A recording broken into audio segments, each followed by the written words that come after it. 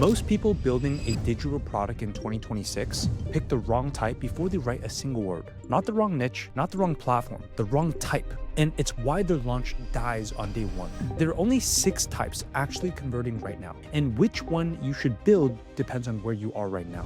So I'm gonna walk you through all 6 from bottom to top, and by the end, you'll know exactly which one is yours.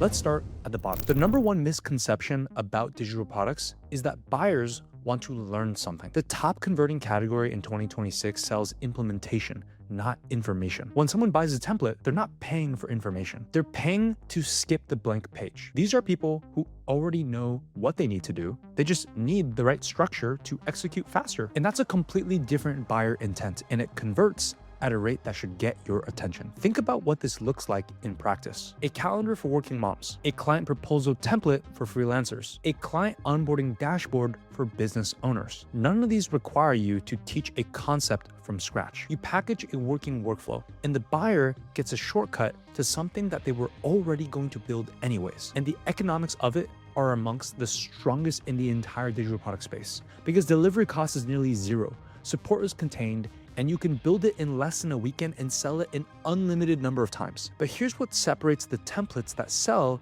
from the ones that sit. Generic doesn't work in 2026 anymore.